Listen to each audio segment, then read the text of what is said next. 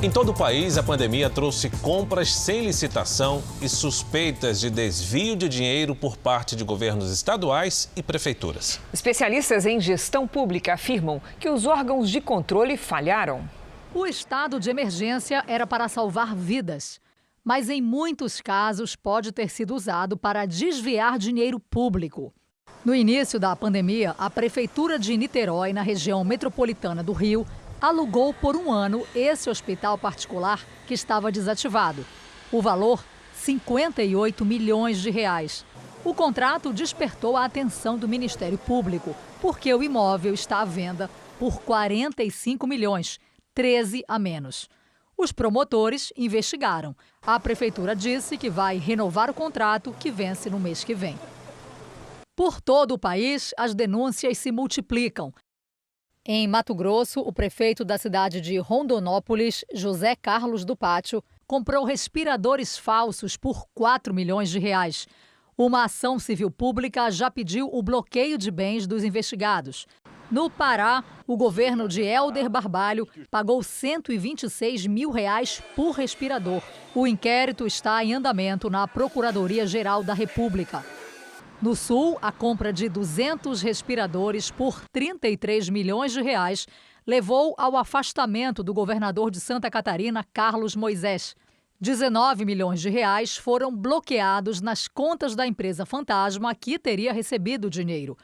Já no Rio Grande do Sul, governado por Eduardo Leite, uma CPI foi instaurada na Assembleia Legislativa para investigar a compra de kits de intubação. A suspeita de superfaturamento. O governador afastado do Rio, Wilson Witzel, deve ser ouvido na semana que vem pelo Tribunal Especial que julga o processo de impeachment. O estado pagou 256 milhões de reais por 7 hospitais de campanha. Só 2 saíram do papel. No Amazonas, o Procurador-Geral da República, Augusto Aras, pediu ao Superior Tribunal de Justiça a abertura de um inquérito para apurar possível omissão do governador Wilson Lima no colapso da saúde no estado. O processo segue sob sigilo. Em um ano de pandemia, as suspeitas de corrupção se espalharam pelo Brasil e as investigações tentam apontar se as compras emergenciais foram usadas para desviar dinheiro público. A gente tem uma situação de emergência de saúde pública e que, por força de lei, os processos de licitação, as tomadas de preço, elas ganham celeridade. O problema é que isso não tira e não isenta o gestor da necessidade da transparência e, principalmente, do bom uso do erário, do dinheiro público. Mas o que a gente tem aqui é uma distorção total de pessoas que se aproveitam. A área da saúde é considerada por especialistas como uma das mais frágeis quando o assunto é corrupção.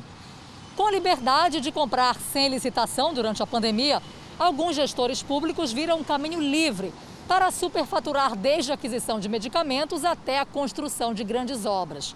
Quem trabalha com gestão pública avalia que os órgãos de controle falharam nos casos de desvio de recursos. Precisa haver um empenho maior de Receita Federal, controles internos, tribunais de contas, Ministério Público, Polícia Federal, numa força-tarefa.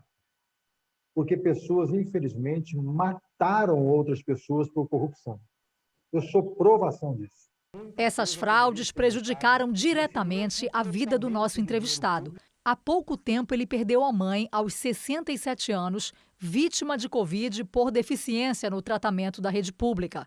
A pesquisadora da Universidade Federal do Rio de Janeiro diz que o descontrole da pandemia também está ligado à má gestão. É muito triste que a luta maior não seja mais contra o vírus, para o qual a gente já desenvolveu uma vacina, mas seja por um desvio de comportamento e ver na corrupção a evidência desse verdadeiro crime contra a humanidade. A Prefeitura de Niterói informou que o hospital alugado tem 136 leitos e 100 pacientes internados. A defesa do governador afastado do Rio, Wilson Witzel, não foi localizada. A Prefeitura de Rondonópolis disse que os vendedores dos respiradores falsos foram presos e o dinheiro devolvido pela empresa. O governo do Pará também confirmou que o dinheiro dos respiradores que não funcionaram foi devolvido aos cofres públicos. O governador de Santa Catarina, Carlos Moisés, foi afastado do cargo por conta das denúncias e ainda não se pronunciou oficialmente. O governo do Amazonas afirma que prestou os esclarecimentos à Procuradoria-Geral da República e aos órgãos de fiscalização e controle de enfrentamento à pandemia. O governo do Rio Grande do Sul ainda não se manifestou sobre a CPI que foi instaurada hoje.